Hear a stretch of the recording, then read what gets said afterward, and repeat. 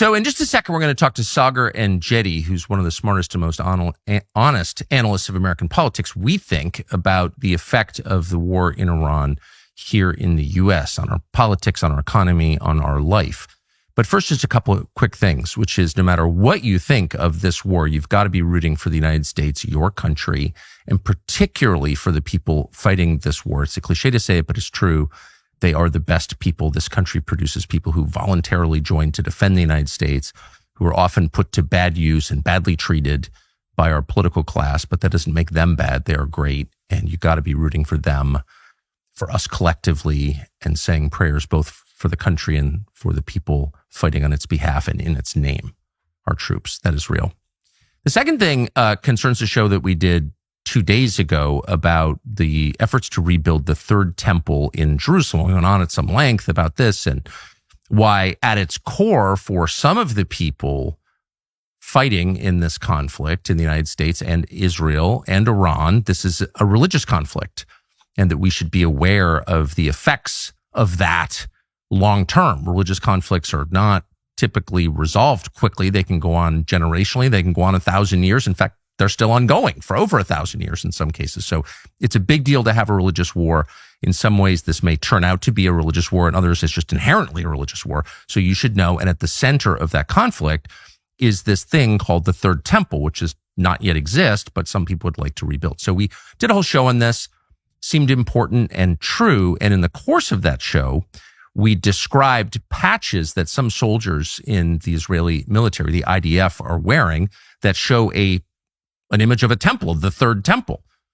And we asked, where did these come from? And it seems like from accounts that we read from those soldiers online that they got these patches somehow from a group called Chabad. In the United States, it's a global group, but it's headquartered here in New York and Brooklyn. And we said, and you can check the tape, it was like, Chabad, they seem like really nice people. Met a bunch of people in Chabad over the years. They do a bunch of charitable enterprises. But apparently these patches came from Chabad. And Chabad, check their website, is in favor of rebuilding the Third Temple. And why wouldn't they be? They're religious Jews. And the temple is at the center of Judaism as described in the Torah, what Christians call the Old Testament. And all sacrifices, all public worship takes place in the temple in Jerusalem, built on the foundation stone. And that's where God resides, according to Judaism, to Torah Judaism. And all of that ended in 70 AD when the Romans, as predicted by Jesus, destroyed the temple. Now, from a Christian perspective, God destroyed the temple, Jesus destroyed the temple, and became himself the temple. He replaced the temple with his body. And he says this, I am the temple. So that is the Christian view of the temple. But the Jewish view of the temple is very different. And it's what I just described, which is this is where God lives. So if you're a religious Jew, you want to see the temple rebuilt. And there's no criticism of that. That's a religious perspective, which is internally coherent. Our only point was, you should know that this is happening and that U.S. taxpayers are paying for it. And apparently these patches came from Chabad. That was the kind of sum total of my observations about Chabad. Well, the next morning, which is to say yesterday, you wake up and there are all these attacks. Chabad, you're attacking Chabad. You're blaming Chabad for the war. No. Didn't really pay too much attention to it. Of course, these attacks are part of a propaganda campaign waged by Israel and its proxies here in the United States, who are many, at least online. And the idea was to make this seem like an attack on Chabad, which it wasn't, and not intended to be, and wasn't, not inherently an attack. And then Bill Ackman gets in and says, you have potentially blood on your hands. You're calling for violence. And Bill Ackman is mad at me. I know Bill Ackman because nothing to do with Israel, because I once pointed out that Bill Ackman is a thoroughly mediocre intellect. Bill Ackman's not a genius. And yet Bill Ackman has billions of dollars. And how did that happen? That's not the American dream I was told about, that people with very little talent become the richest people in our country. How does that work? What American dream are you living? How did you do that? Same with Jeffrey Epstein. Guy's not very bright. It's very obvious from his texts and emails, but he wound up with $1 billion and his own island. where did the money come from? How does this economic system work, actually? Can I get in on this? And I made that point about Bill Ackman because anyone who knows Bill Ackman knows, not a genius, not like a moron or anything, but clearly not a brilliant person at all. And yet he is so rich. So that's his grudge. Understandable. People don't like it when you point that out. No one's ever answered the question, by the way, how did he get rich? But whatever. Anyway, he's mad. And so he accuses me of, stoking violence or something. And I just completely ignore it.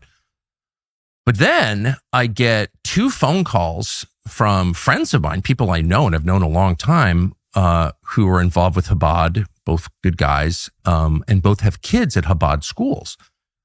And the first calls and says, people are really upset that you're calling for violence against Chabad.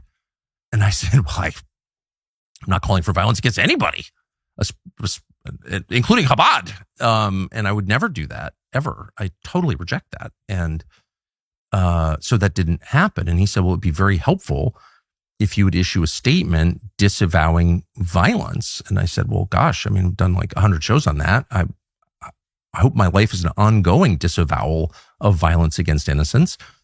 And I will continue to say that because I sincerely mean it from the bottom of my heart. It's my religion. So yes, I mean it. And then just to be kind of mean, I said, I will issue a statement disavowing violence against innocents in tandem with Chabad's statement disavowing violence against innocents. Knowing, of course, Chabad does not disavow violence against innocents, of course, Gaza. And they can't because they don't believe that. I think, I would be surprised if Chabad issued a statement disavowing all violence against all innocents. And of course, if they do, I will, join them for dinner to celebrate because and I will praise them for doing that. And anyone who does that will get praise from me, heartfelt, but I doubt they're going to do that.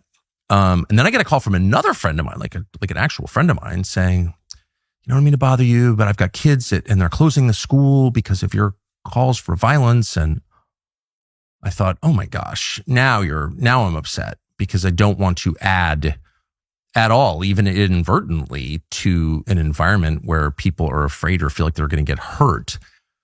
And so I guess what I would say is, of course, I'm totally opposed to violence against innocents again.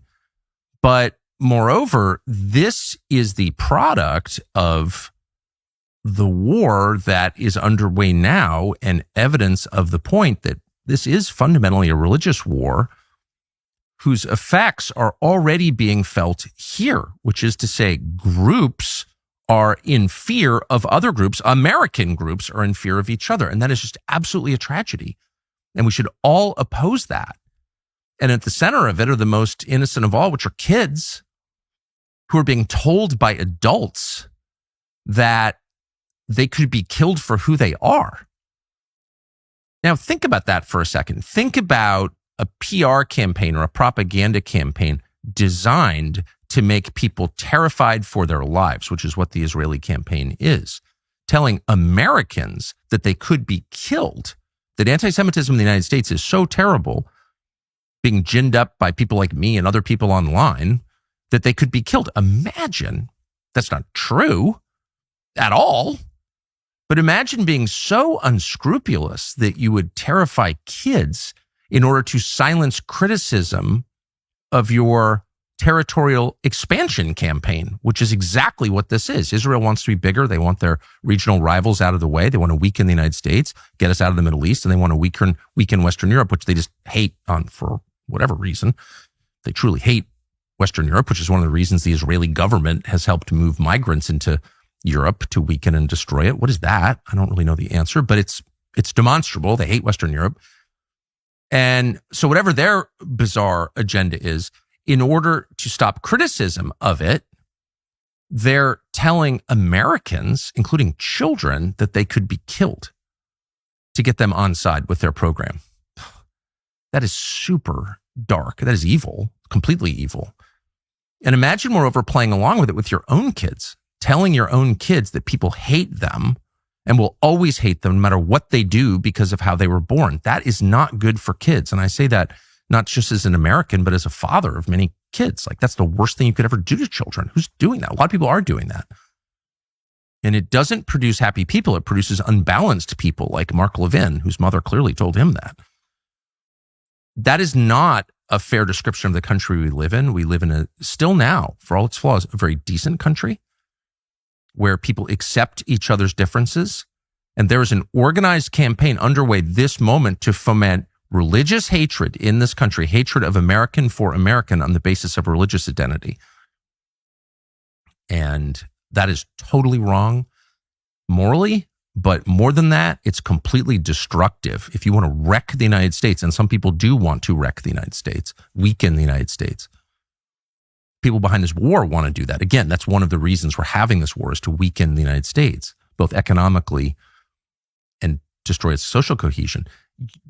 You would do that. And that's why they are doing that. And so I would just hope that all Americans can resist that, deal with each other as individuals, as fellow Americans, as citizens, and whatever you do, leave the kids out of it.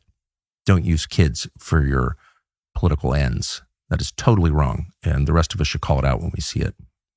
So I hope everyone connected to Chabad understands that the last thing I would ever do is call for violence against them because they're part of a religious group.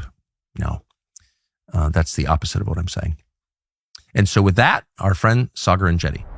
Sagar, thank you very much for doing this. I've been thinking of you all week. Let's start just with the overview. What have you learned since this war began? Well, Tucker, unfortunately, and I'm very sad to say this, is that our very sovereignty is in question right now. The Secretary of State made perhaps one of the most remarkable statements of my entire life and perhaps in modern history when he declared unequivocally that we are involved in this war as a result of the either inability or the adherence to an Israeli strike that was going to happen on Tehran. This reveals a lot of different things about our government, our structure.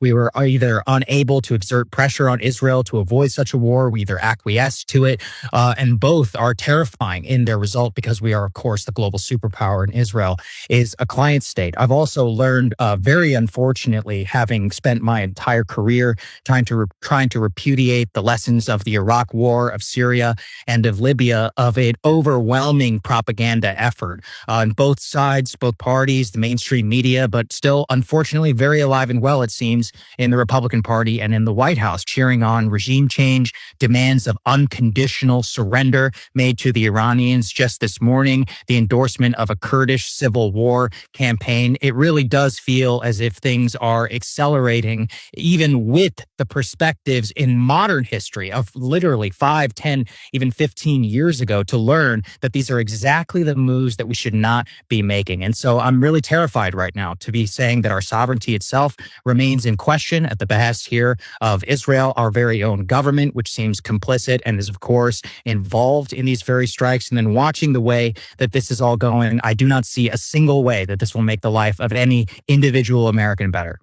You'll probably find a lot of bags of chips in your pantry during spring cleaning this year. Most will have nutrition labels that read like science projects, dozens of weird ingredients you can't pronounce and shouldn't be eating, but not masa chips.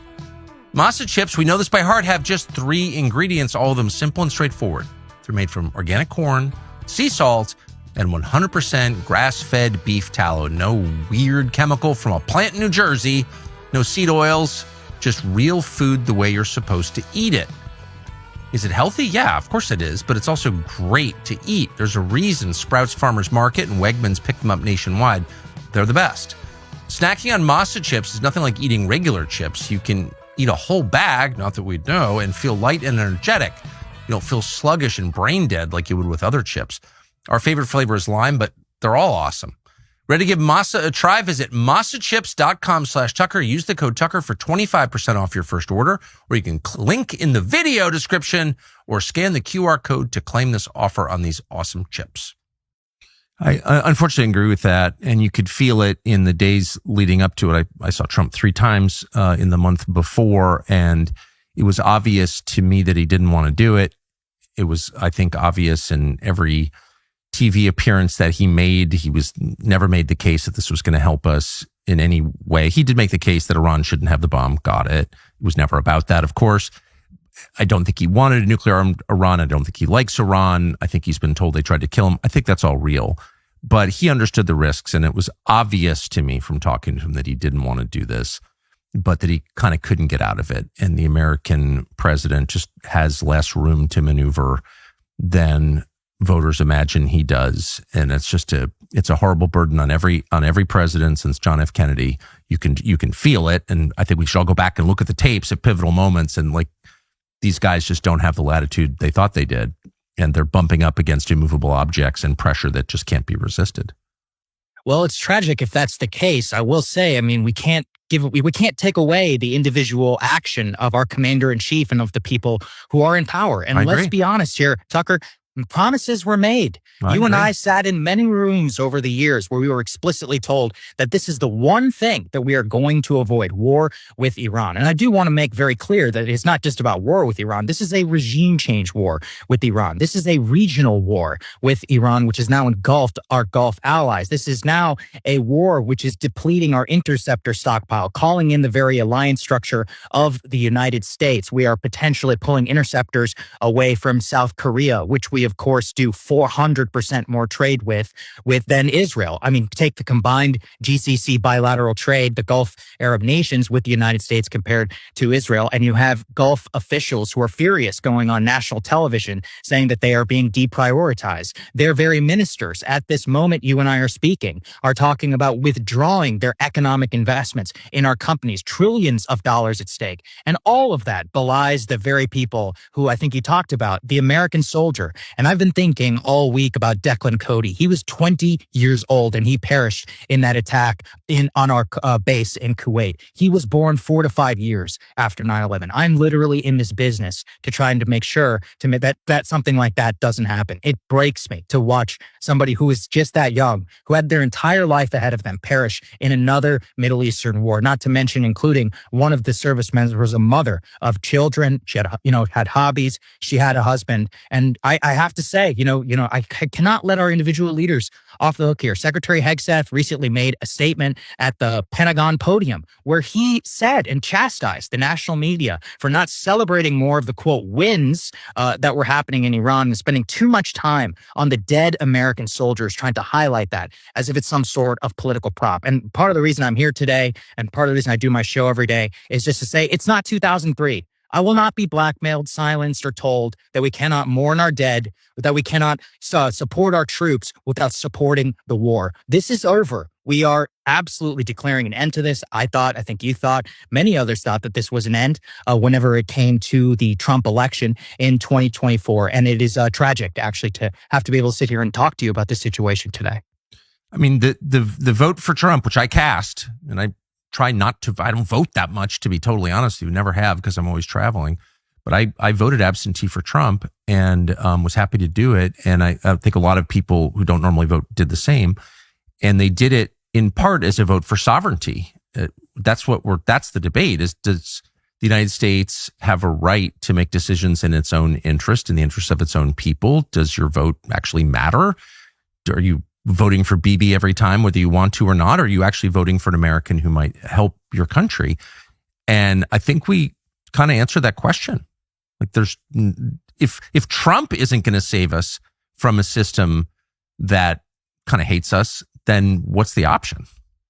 Right. And I'm pleading. I know that many people in the administration are going to listen. So let me just lay out the case already of the damage that has been wrought on the United States. Our alliance structure in the Gulf Arab nations is in question. We have multiple bases which have been hit. These are allies which pump billions of dollars into our economy. Their very lifeblood is at threat right now. Force majeure being declared. Qatar LNG production has significantly declined. The very morning that you and I are taping this, we just got a very troubling jobs report, 92,000 losses in the economy. We actually saw unemployment tick up for native-born Americans. That is the very opposite of what Donald Trump wanted on the campaign trail. An oil analyst that I deeply respect, I spoke to him this morning. If the Straits of Hormuz remain closed, he projects oil at $200 per barrel. This is a disaster, a full-fledged disaster. The very day you and I are speaking, again, gas prices are at the highest price in Donald Trump's entire presidency now so far.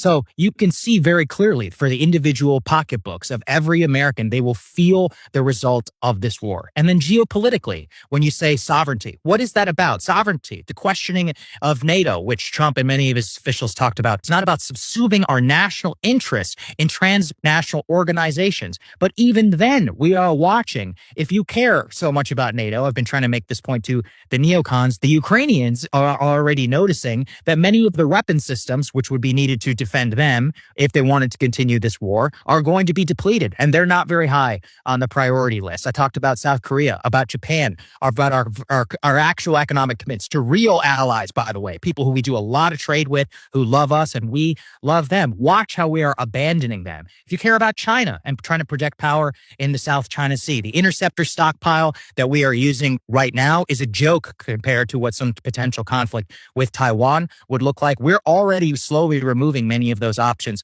off the table. We are not stronger as a result of this action. And I do not see an off-ramp currently floated by the President of the United States, who is now declaring unconditional surrender. Tucker, you and I, we've bonded often over history. Let's remember unconditional surrender and what it takes. It takes the bloody urban conflict and invasion of Europe and the Battle of Berlin. It takes dropping atomic bombs in Japan, floating hundreds of thousands of American casualties if we needed to invade Japan, to occupy it and demand that very policy. It takes Ulysses S. Grant, who is willing to sacrifice literally hundreds of thousands of casualties for an entire year-long period to get to that point. That's what unconditional surrender means. And that is what the president has been demanding. And I want every American to realize that. Unconditional surrender, if that is the true demand, and it is now, President Trump said, make Iran great again this morning. That can only be enforced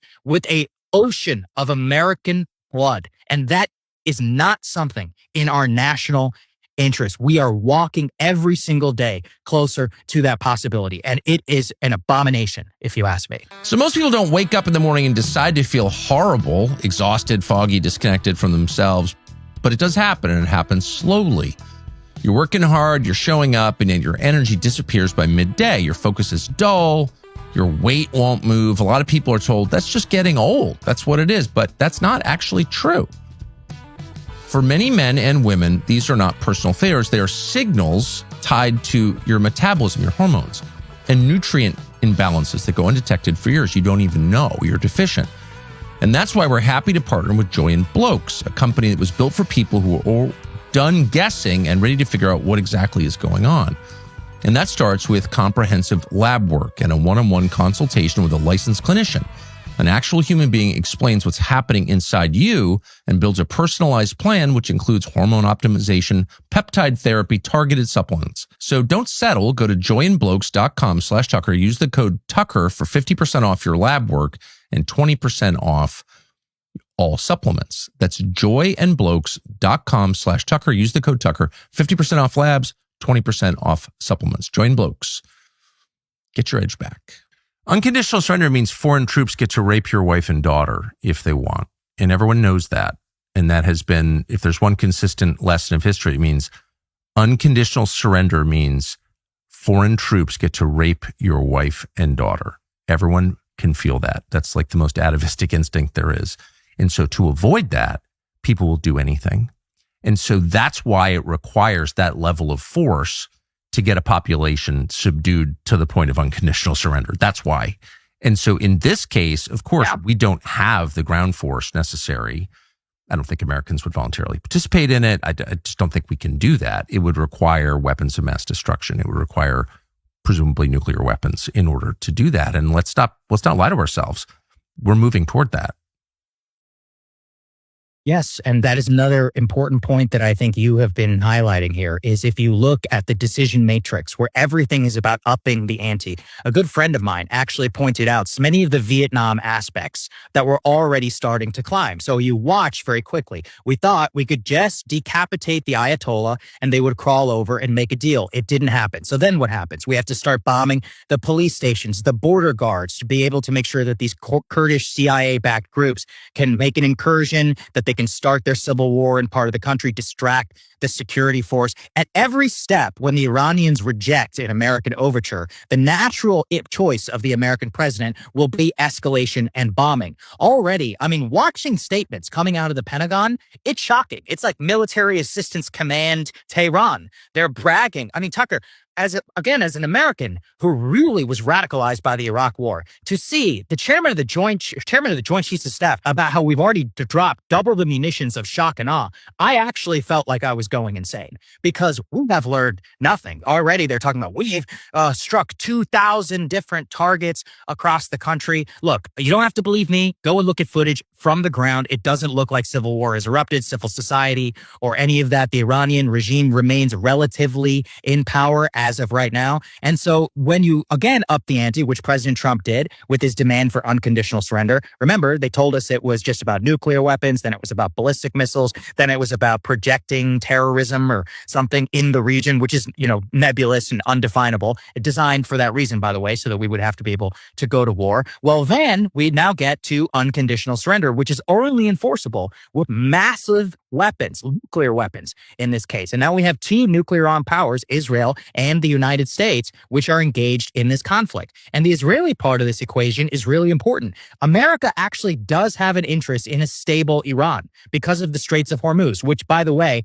our empire is now having to ensure oil tankers moving through the Straits of Hormuz and potentially put all of our Navy sailors at risk to escort ships through. Does it even make any sense? Did you know that almost 80% of the oil moving through the Straits of Hormuz goes to Asia? 50% of it goes to China. So we're insuring and paying for Chinese oil for the Straits of Hormuz. But Israel doesn't care about any of that. There's even a quote from an Israeli analyst in the Financial Times who said, look, if they change the regime, great. If they have a civil war, great. If anything happens, great. As long as they can no longer pose a regional threat to the nation of Israel, then the Israelis are happy. We have divergent interests, actually, in what happens in the country of Iran. But this president has fused them with Bibi Netanyahu. And by doing that, he has sold us truly into Pandora's box. And now, even extricating from this situation, if the president just declared victory today, which, by the way, Mr. President, please do so. It will be the best thing, smartest decision that you have ever made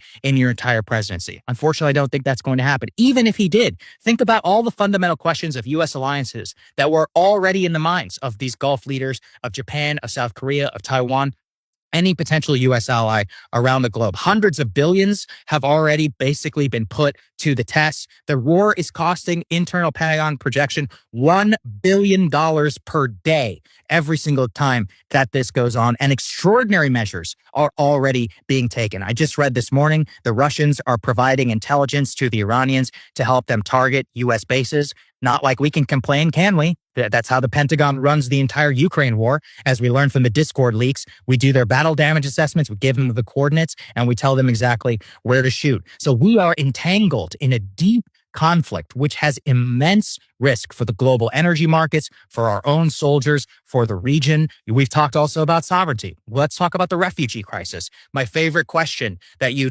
asked Ted Cruz, he didn't even know the population of Iran. 92 million, by the way. 92 million, 1/3 almost the size of the United States of America. Destabilize a country which, if we give them the Gaza treatment, which again looks currently potentially likely, and especially when the Israelis are involved, what does that mean? Mass immiseration, mass refugee flows all across Middle East, across Europe. Turkey is already, you have Naftali Bennett, the former Israeli prime minister, already saying, oh, actually, Turkey is already now a threat to Israel. A friend of mine predicted the dissolution of NATO will not come from America. It will come from an Israeli action on Turkey. And I hate to say it, it looks even more likely today. Turkey, again, actually a good ally. We have a good base there. We have a decades-long relationship. All of that apparently is being thrown out as long as it's in Israel's national security interests. So if you game this out a little bit, what that means, because countries under threat flee to safety, just like people do, if our allies in the Gulf, which are real allies, actually, like we get, as you just said, we get massive benefit from our alliances with these countries. But if they feel unprotected by the United States, and it seems like they do, because they are, they're going to go somewhere else. It's same for Turkey. So I'm not for NATO because I don't think it's fully under U.S. control. On the other hand, the option is powerful states, emerging states like Turkey, which is not getting less powerful with time, will align with the BRICS, of course. And yes, so, absolutely. So the net effect of this is to weaken the United States, to get us to pull out of the Middle East, which Israel wants, and to weaken the Gulf states and to destroy Europe, which Israel hates for some reason, has always hated Europe. So, I mean, maybe there are obvious reasons. I don't know, but they have abetted the decline of Europe very aggressively. Now you're seeing Iranian refugees massing in France to cross the English Channel. This morning to Great Britain. So it's already happening. The migrant flow is already going into Europe. Like, tell me that wasn't the point from the start. Of course it was. Exactly. And this is why I find it so galling to actually have this administration be the ones who are perpetuating this policy. We understood that the global effects of this refugee crisis, it inspired, things like Brexit, things like declarations of sovereignty, the Donald Trump election in 2016. Exactly. This was genuinely a rejection of that. And then to watch the Syria-Libya playbook currently being played out. I mean, unfortunately, I find many people know Syria and Libya were a disaster, but they can't eventually explain why. So let's take some time. What was it? There was a so-called protest, against Bashar al-Assad. That protest movement quickly became subsumed by radical jihadists. Yeah. The United States, for no reason, basically decided that it was in our interest to remove Bashar al-Assad, massively fund all of these jihadists in the region. We gave them weapons, we gave them time, money, support, of course. And what happened? It created a gigantic civil war, as you always talk about. It destroyed the Christian community, some of the less radical elements of that society. And now 14 years later,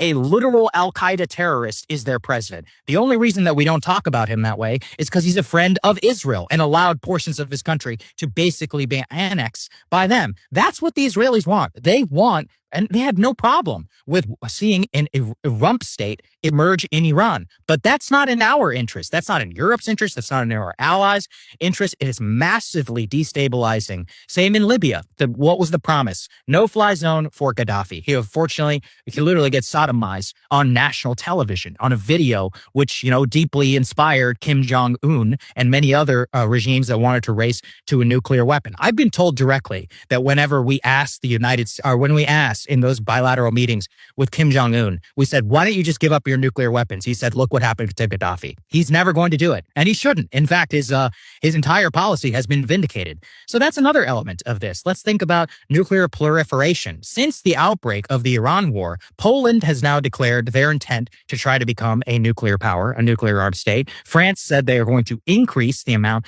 of nuclear weapons that they have under production, and they are no longer going to publicize them. South Korea and Japan are going to be having some very serious discussions around this. So in an ostensible war over a nuclear program, we've actually probably inspired more nuclear proliferation than even the war in Iraq, which I did not think was ever possible. So to watch this all continue in this spiral, none of it works to our benefit. And you and I are not NATO defenders. No. We've talked often about the folly of expanding NATO eastward. However, we can recognize we have fundamental interest in a few select group countries. The problem with NATO is that it got far away from our core security interests. But now countries in the core security umbrella themselves are questioning their fundamental relationship with the United States. The Eastern Baltic region is not one that keeps me up at night, but Japan, South Korea, Japan and South Korea, the GCC countries, which, look, I'm not saying we need a massive basis or any of that in the region, but we need oil. We need natural gas to keep flowing nicely. We need some of that money to be coming back here. And that's obviously very beneficial to our companies. Those things being called into question erodes the foundation of the American empire, which actually does serve the United States. So what we're watching is like the far-flung parts, which always break an empire's back, actually call into question the security core commitments, our national security commitments at a very base level, which is very, very weakening to the United States. People seem to be more inflamed, not just emotionally, but physically, and more tired than ever. And food is part of the reason. Bad food. Ugh. Tastes good, but not good for you. For most of human history, people ate actual food, stuff that your body recognizes, but now you eat a ton of chemicals. Paleo Valley is the solution to this. Paleo Valley's bone broth protein is made from, 100% grass-fed and finished beef bones. That's it. No fillers, no additives, no weird industrial byproducts. It's actual food turned into something you can consume every day. Most people use it the way we do. You blend it into a smoothie or coffee. The chocolate flavor is top tier. It actually tastes awesome. They also have vanilla and salted caramel. Plus, they make a savory original turmeric ginger and an unflavored version you stir into soup, rice, or even just mix with hot water and drink like bone broth. You could do any of those things or all of them. Americans use Paleo Valley to support joints, digestion, recovery. Paleo Valley verifies sourcing and tests for pesticide, and that does matter. You don't want to drink pesticide, though you probably do inadvertently. If you want to add something genuinely useful to your diet, visit paleovalley.com and use the code Tucker for checkout. 20% off your first order if you do that. That's paleovalley.com, code Tucker for 20% off. I noticed it in the middle of all this chaos. Well, there are a lot of things I don't notice because chaos is in part used to, and it always is a cover for all kinds of other things that you don't find out for like 3 years later. You know, that like 2 days after 9/11, something dramatic happened, you never heard about it. Right. So bad people become more powerful in chaos and they do bad things and you don't even notice. But one of the bad things that's happening is Israel is taking over southern Lebanon and, more aggressively oppressing the West Bank and making moves in Syria. How can Israel spare the military capacity, the men's and armament in the middle of this massive war with Iran to take over southern Lebanon? And why are we allowing that? Yeah, that's a great question. Who do you think sells them the weapons and staffs their intelligence and basically supports their entire nation state and military? It's us. And that's the reason. They could never have struck Tehran like this on their own, by their own admission. That's why they always needed the United States. I mean, Bibi, for once, said the most honest thing of his entire life. It's been my dream to go after Iran for 40 years. 40 years, it's been a dream. And so-called, you have Republican senators on our national television with no shame saying that Iran has been an imminent threat to the United States for 40 years. I think they need to go back to school and read the definition of imminent. But at the very least, this propaganda is completely unchecked by our press. It is just accepted. It is currently the party line. But let's get to it. You know, what you just talked about there with Lebanon. Again, if you don't read the Israeli press, which in some cases is actually more honest than our own press, ironically. Much more. There is a quote where they say that an Israeli minister said, "We will turn Dahia into Gaza." That's basically what he said. We are going to take an area of Beirut and we are going to level it to the ground. That's what he said. That is an open admission from the Israeli ministers. What you can see already with the belligerence in all of these different countries, from the strikes in Doha to Syria, now to Lebanon, is this is about regional hegemony for the state of Israel. I also think that their political popularity dramatically declining in the United States at this time makes it more existential for them than ever. They know that this is literally their last chance to knock off any individual power which dares try to either host different types of groups or have a government which may check them in some way. And that's part of why our president's decision to join them is so disappointing, because you can see very clearly, and I think you say this, I often do too, I get it from Israel's perspective. Yeah, me too. But I'm not Israeli.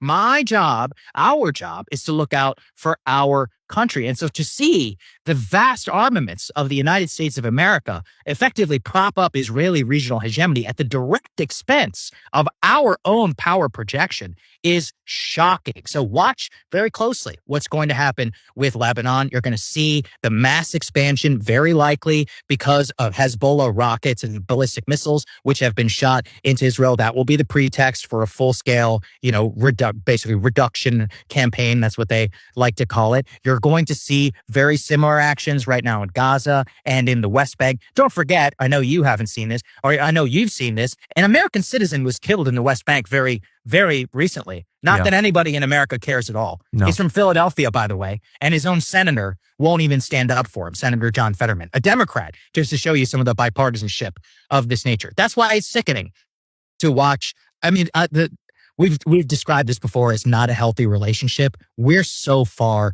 beyond that. We need to wake up and we need to reclaim our sovereignty right now. And this has nothing to do with anti-Semitism. Of course not. I just laid out the very strategic case for why individually this is going to hurt you in the short term, in your pocketbook, in the long term, from our geopolitical allies or strategic situation in the region, and then across the globe. If you care about China, chips, anything really, you're watching the degradation of our ability to project force. And that is not only shocking, but it is an urgent crisis, which unfortunately, again, you are not going to hear much of this from our mainstream media networks, which are just cheering on this war, bringing on, Iranian diaspora. Tucker, a friend of mine made this joke. He said, America's the only country in the world where immigrants come here to try and get us to bomb their home country and their family. What's the sickness of that relationship? And I think you know this as well. I'll say it, I'm technically part of the Indian diaspora. My parents are from there. I'm from Bryan, Texas. Never ask me what's going on in India, please. I don't know anything. I'm not from there. I don't know anything about it. I barely know what's going on in my own home country. It'd actually be disgraceful for me to try and to speak on behalf of them, let them speak for themselves. And I can't get over watching. The BBC recently had a package where they had on 3 individuals, Iranian, who were celebrating the bombing of their home country. And my friend Trita Parsi was like, I'm sorry, this is sickening. Like, look, maybe that's one perspective, but that's not the only perspective. In fact, it might be a minority perspective from what we see currently, what's happening on the ground in the country. So let's not deny the people of Iran their agency, since allegedly we're supposed to care about that and their protest movements. Let's recognize this is a massive heterogeneous country with a lot of disparate types of opinions. And we can look to history to say that when we demand unconditional surrender, again, I'm sure you've seen the literature on this. What did the unconditional surrender demand do to the German populace? Even when the Nazi Party was massively underwater in terms of its popularity, they said, we had no choice. We must fight to the death. Of course. That's what they declared. The Japanese, there was a lot of consternation in their society about the way that the war was going. Once you firebomb Tokyo and you kill 100,000 people in a single night, and you say that unconditional surrender and the removal of your emperor is the only thing that we're going to accept, well, a lot more of those people died over the next several months. And so we're probably going to watch that happen now with Iran. It's the same dynamic that always plays out.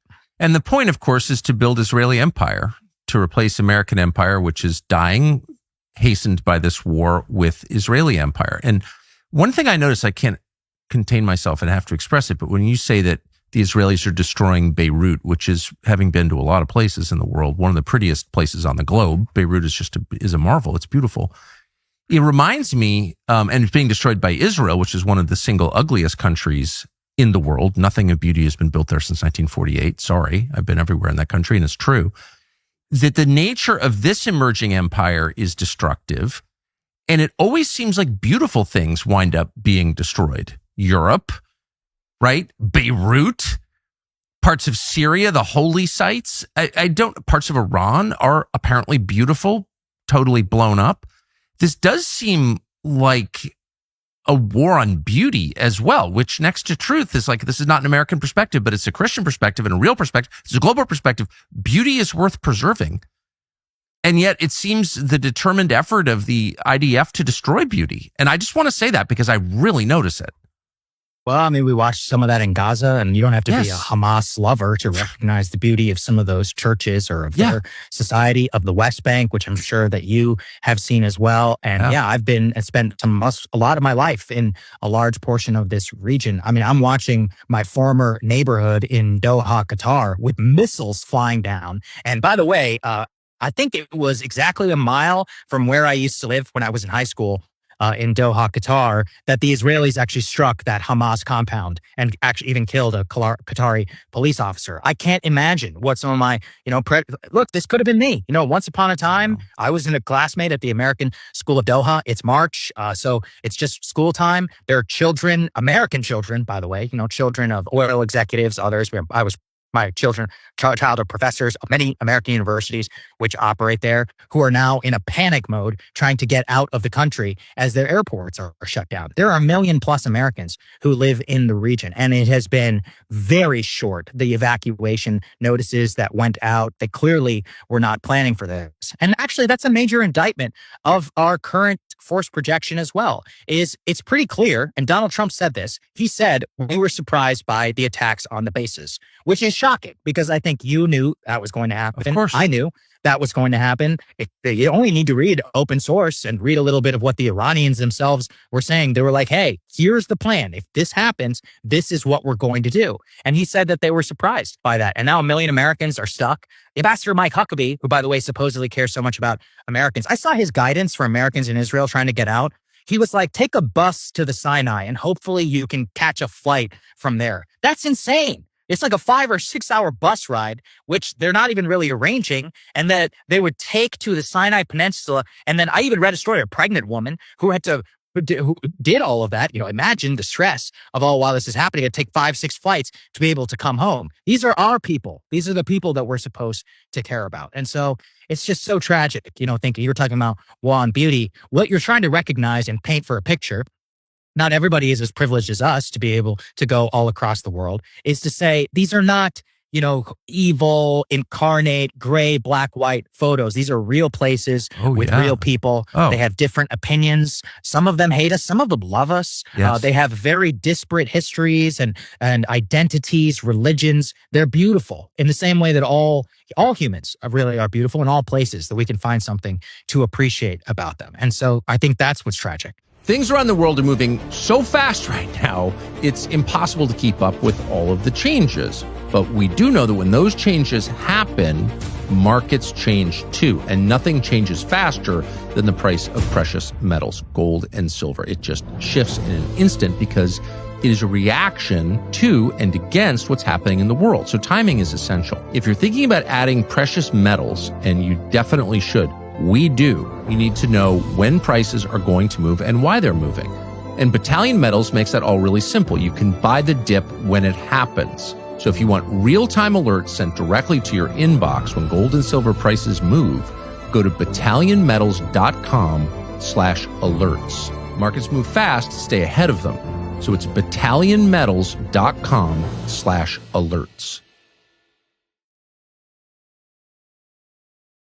Well, I mean, anyone who's been in the Middle East can tell you. I mean, they're great places and they're terrible places, but some of these places, Amman, Jordan, is one of the great places in the world. It's gorgeous. It's unbelievable. Doha at night. I mean, I don't want to go on about it, but let me just say, I mean, great things are being destroyed, and this is, I was thinking this morning, kind of the last gift of the boomers. Wars that are planned by that same generation, which really did kind of diminish the United States in the space of just 50 years. I mean, they really took so much and gave so little. I think this is the kind of war you could only have between people of advanced age. I was thinking that.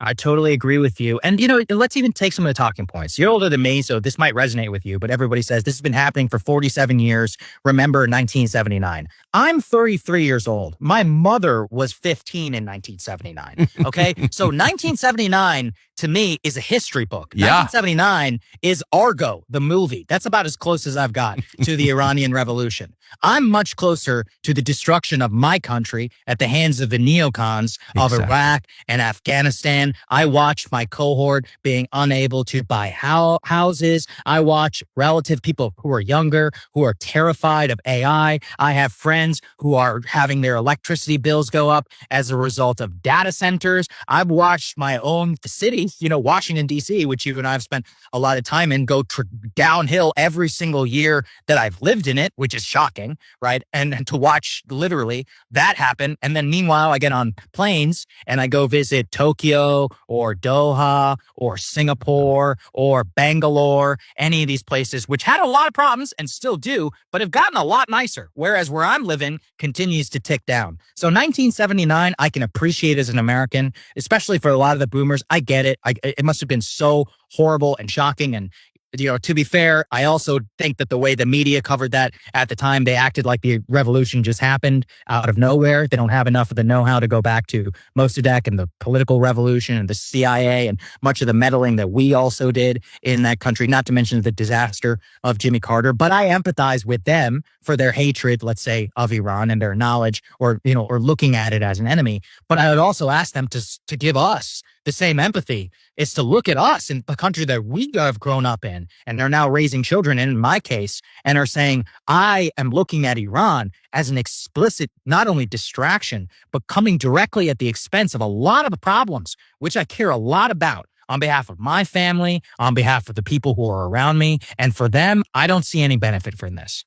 Well, that's for sure. So now I want to ask you about the effect on American politics. I mean, it feels like in the last week, as you said, the Secretary of State said something out loud that the day before would have been denounced as an anti-Semitic conspiracy theory. Israel made us do it. He said that, and it's true. I can verify that. That's true. And now everyone's seen it. And so, where do we go? The kidnapper has pulled off his mask. So what does that mean now that we're know? We're not going back from here. We are not going back from That's here. For and the sure. Republicans are in a tough spot. So let's look at the evolution of just the Democratic Party in the last 48, 72 hours. I'm watching Ruben Gallego, Mark Warner, who is like a national security Democrat, whatever that means, who are like, he's a wow, CIA cutout, yeah. Literally, right? Like, as you and I know. And he's talking about how we're, the tail is wagging the dog and we can't be acting on behalf of Israel. Gavin Newsom, the governor of California, who months ago twisted himself into a knot to avoid saying the word AIPAC and couldn't even talk about their influence on politics, just said he understands why people would call Israel an apartheid state and how we may have to question our relationship with that country. So the dam has broken on the Democratic side. Wait, can I just ask you to pause? What are the chances? I've watched all of this with my jaw open. What are the chances Gavin Newsom called the ADL and AIPAC first before he said that and said, hey guys, just want to give you a heads up that I'm going to performatively attack you? Almost certainly 100%, but the attack still matters. And the fact that even ADL or AIPAC would even allow that to happen if that were the case is still shocking. I mean, even AIPAC has made changes in a lot of their funding where they're allowing funding to go to some Democrats even who are, at least on the surface level, who are opposed to them. But if that's the Overton window that we all now live in as a country, we can literally never go back to even the 2024 status quo. Yes. But this is where the Republican Party is I think they're in a very tough spot. Imagine the amount of messaging, let's say, that's going to start to come out about how Trump doesn't care about your gas price. I mean, it's not just messaging, it's literally true. The president said, basically, high prices is so be it. And even in terms of dead Americans, it said something along the lines of, it happens, there are casualties in war. These comments are going to be wall to wall. I remember 2006 vividly. It was actually the first election, which I really paid very close attention to and lived through. I'm sure you do as well. Just remember how the Democrats destroyed the George W. Bush party. And then let's look at the structural problems that we already have. We have the economic problems I already mentioned, the bad jobs report as of this morning, potential high gas prices, just like back in the mid 2000s. And then you have people, senators like Ted Cruz on your show, Mike Huckabee, members of our government who are talking about the third temple. I mean, that's insane. You're talking about third temple and red heifers. I'm out here trying to pay my bills, man. Exactly. And then you can just watch how this is going to erode the entire Republican Party, especially whenever it comes to turnout. Now, but I do also want to be clear, and you lived through this as well.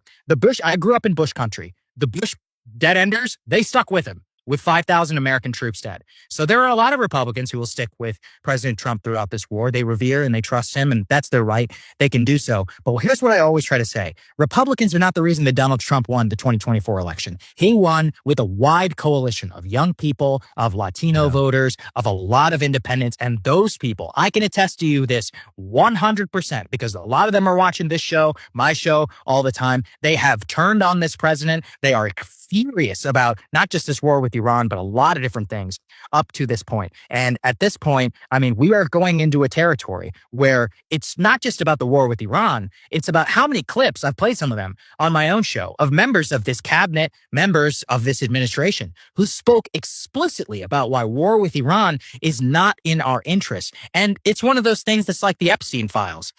what people see inside of them is when you cover that up, I can't trust you about anything else. And same with war and peace. I mean, we're literally playing with people's lives. And you've spoken very eloquently about the reason Washington loves this is because they believe that they are God, is that the power of God for life and death upon them makes them feel bigger from whatever sad life, that they came from. And they've been subsumed by that now with power. And they are going to get a rude reminder of what that looks like in the midterm elections if things don't go in a radically different direction. We're watching that play out in Texas. We're watching that play out all across the country with Democratic turnout. And look, even in a self-interested perspective, for a lot of these Trump officials, if you don't want millions of dollars in legal bills and house subpoenas for the rest of your life, the rest of your natural life, let me be clear, you might want to start to do something very different than what you're doing right now. So as I said, I flew up to DC 3 times in the last month to try to convince Trump not to do this. It didn't work. It happens. I'm looking at this and I'm thinking, boy, this is not going to get better. So then I think I'll fly up again and ask him. I mean, I don't know if anyone else is doing it, so I'm going to try to just declare victory and go home. Like, you killed an 86-year-old cleric. Let's just call that a win and then pull back. And so then meantime, he got convinced to denounce me.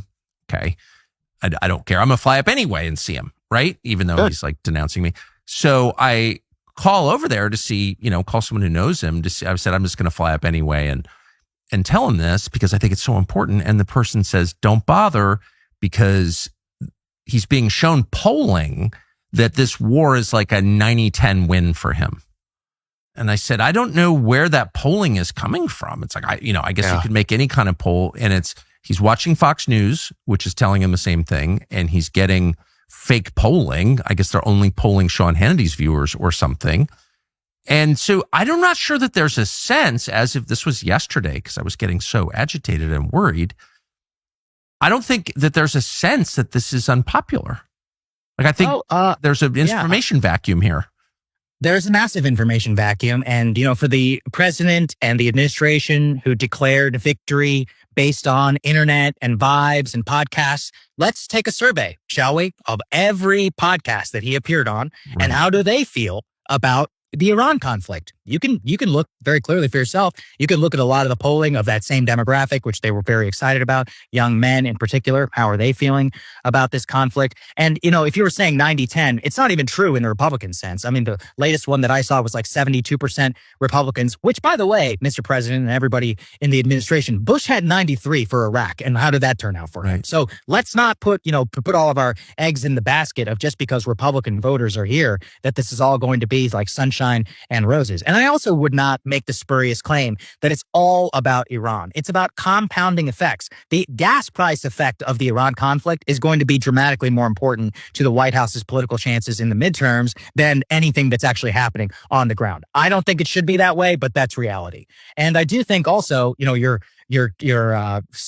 inclination to get him to try and declare victory, that's the correct move from a strategic perspective, an economic perspective, from every political perspective. You don't want the entire country's national discourse focus on Iran. I'll give you a good example. Just yesterday, the White House did a summit where they were trying to address rising electricity prices on data centers. In another world, no Iran, that's a main topic of conversation on my show. A major topic, maybe one of yours interests as well.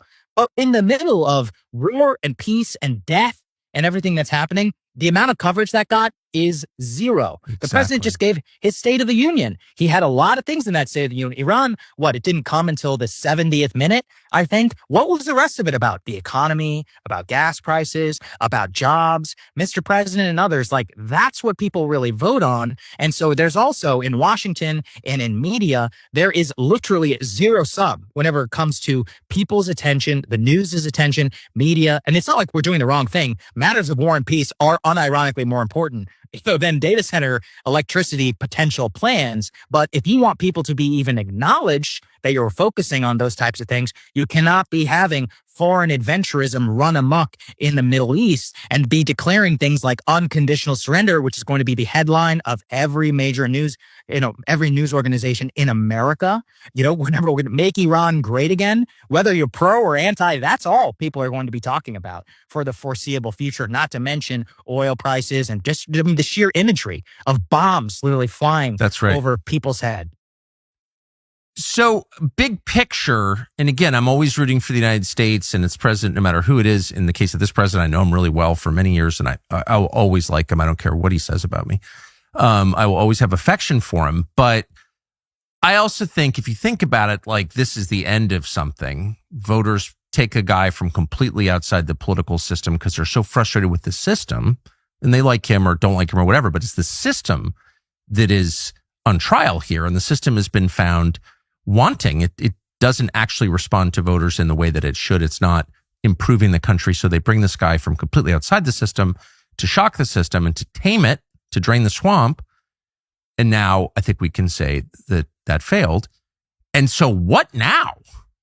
Yeah, that's, we have 3 more years to go. I put a book behind me, the George W. Bush book, and it gave me no pleasure to do so because the parallels I'm watching already to 2004 to 2008. Let's think about it. We've got a squishy economy with some problems. We've got a Middle Eastern conflict, potential energy crisis. We have an AI potential bubble, which could pop at any moment. We have Democrats who are radically enthused with no leader at the top, meaning they get to have an open debate in their party. They can say things that are a lot more honest than the person who has a leader at the top of their party. They can have real function and they can actually debate things out in the open. That's very healthy for a political party. And that's exactly how the Democrats really ascended from power from 2004, the failed John Kerry campaign, to winning, 55% of the vote under Barack Obama. That was a very good process for them. Well, I'm watching it all play out step by step by step. And it's very similar, like you just said, about the revolution. There was a revolutionary aspect to the Donald Trump campaign.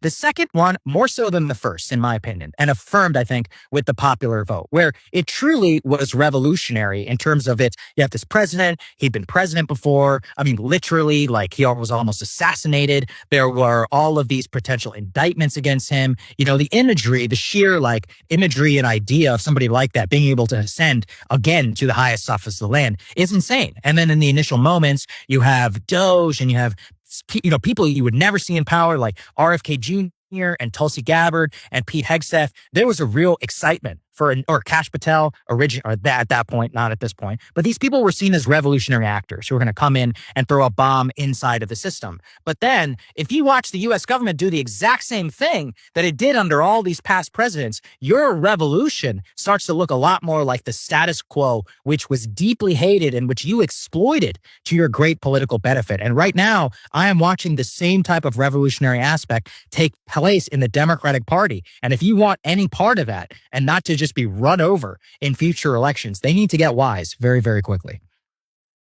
I wonder, since all kinds of things have happened in the last 2 years that no one ever could have predicted, like really, really radical things from Trump being shot in Butler, Pennsylvania, to right now, a week ago, the United States declaring war unprovoked. There's no direct provocation in the middle of negotiations with Iran. Even though it was happening, it was still a shock that it actually happened. Since we have a very recent track record of really unusual, if not radical things happening, how concerned should we be in the United States about something like really radical happening here, and not just a terror attack or as likely a false flag terror attack or whatever, Americans being killed in America, which is what matters. But the U.S. government doing something crazy. How should we feel about criticism of this war, or Americans who criticize the war from within the United States at risk? Yeah. Do you think? Let's just be honest. It terrifies me. And let's be honest, and you should be honest, because, let's look at the Department of Homeland Security, right? And you and I can be supportive of a lot of the president's immigration policy. Yeah. And I think we can also recognize that there were parts of that immigration policy which were specifically directed by a foreign lobby for trying to deport people who were critical of the nation state of Israel. Sorry, I didn't care about that. That was literally like a function of like the Department of Anti-Racism effectively coming in, becoming the Department of Anti-Semitism as floated by Ibrahim Kendi. So that true. was the level of So insanity true. that we saw when people are getting deported for writing an op-ed. Okay, well, now this machinery has a new potential lead, Mark Wayne Mullen. He's very pro-Israel. Well, also, let's see that could get, marched and created into an organism where already, I've seen calls for people who are critical of the war, it should be silenced, should be subpoenaed. I think I saw that one about you. They said that you should be subpoenaed and dragged. They said I should be imprisoned. Yeah. Right. Imprisoned. Right. Didn't somebody say you should even be put into an internment camp? Yep. This is how it all happened, guys. I mean, this is how it all had the Pearl Harbor to internment camps for Japanese was like this. It was a blink of an eye within a year-long period. That's how it happened, where we stripped all of these Americans of their fundamental rights and locked them in a camp.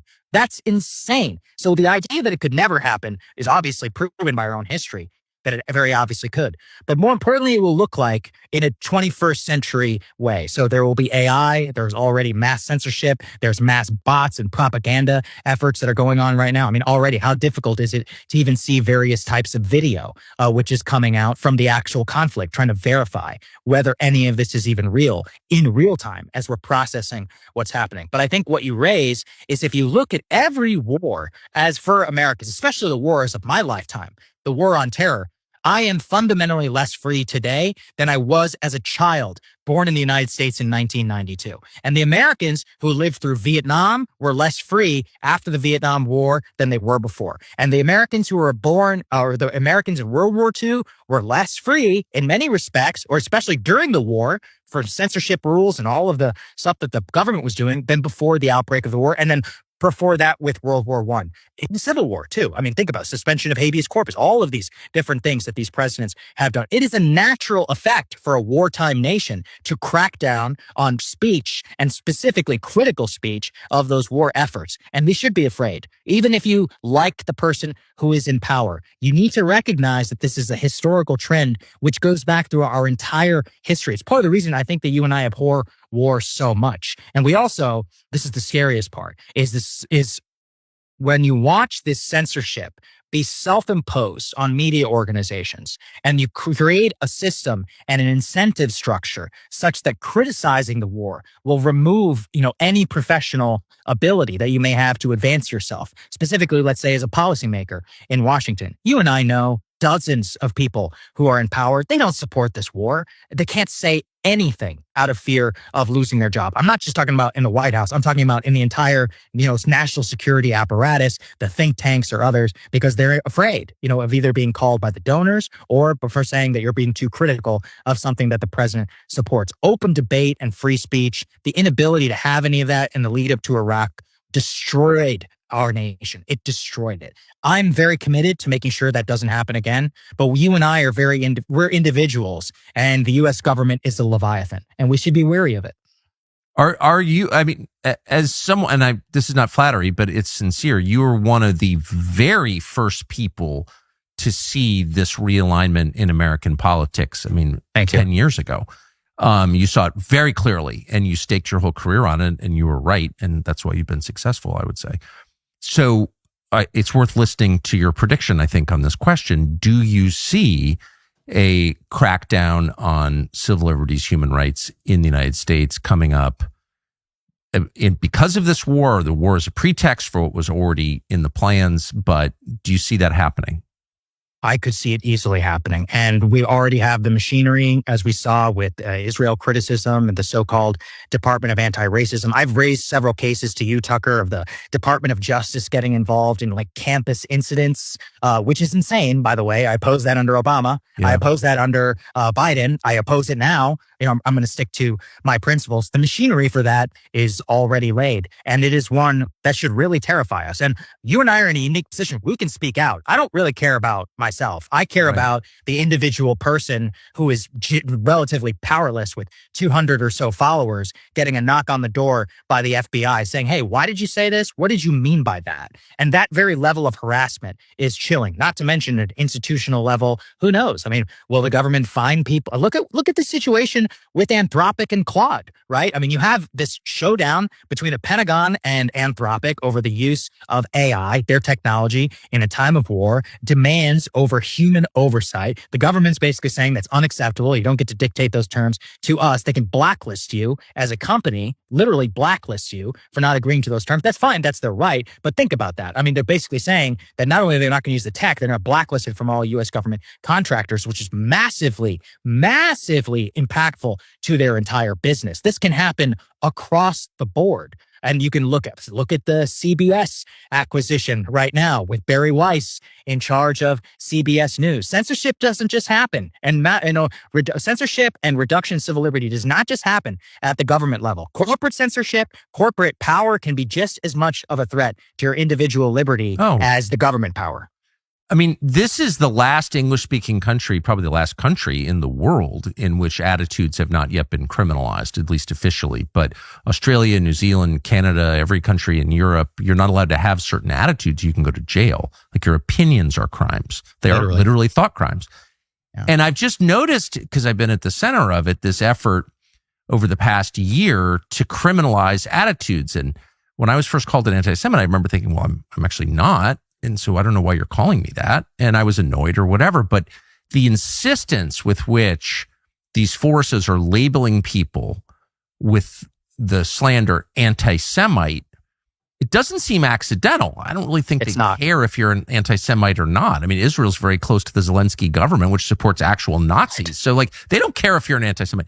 This is an effort to set the stage for prosecutions. That's what I'm starting to think. Do you think that's too paranoid? No, not at all. Well, first of all, we literally deported people for being critical of Israel. That actually happened already under this government. We are having the Department of Justice, the Attorney General, get involved in campus incidents around so-called anti-Semitism. That is the machine and the groundwork, which could be laid for exactly what you're talking about. But then let's look. We recognize this. If you lived through the woke revolution, let's think about the way that this works now with so-called anti-Semitism, as they accuse you. It's all about escalation. So first, you're being defined as an anti-Semite. In more recent comments, what did they say? That you're trying to incite violence against a specific organization. Incitement of violence is actually a very specific term. So what does that mean? An imminent threat, which means that they want to be able to have an FBI agent come and knock on your door to ask you either to clarify what you're asking about or potentially prosecute you for your alleged comments that are around this. Each one is a step in a ground to make and to lay the groundwork to make it so that such a case could eventually be brought and in an insane time. And when we have, look, we're at the very beginnings of this conflict. Who knows how long it goes? I pray it just ends. But again, all through history, it only usually gets worse whenever it comes to censorship and demands. I mean, already this entire conversation, you and I know, will be branded as anti-Semitic and pro-Iran. These are meaningless, ridiculous terms, but they will be pumped as propaganda into an entire ecosystem to smear and to define us both as individuals. From there, if you're pro-Iran and we're at war with Iran, wow, then you're a traitor. So now the traitor moniker is going to begin to be applied. And then from there, we'll start talking about treason. Right. So very recently, I'll give you a great example. During the outbreak of Russia and of Ukraine, we had an incident, I think it was with YouTube, where they banned all Russian state media. And I would make a case to them behind the scenes. I said, guys, I'm not pro-Russian, but if we're in the middle of a war, which, ostensibly we're not even in, shouldn't I be able to cover what's going on in Russia? Which, yes, has a state media, but they put out things from Vladimir Putin. Should I not be allowed to play things from Vladimir Putin?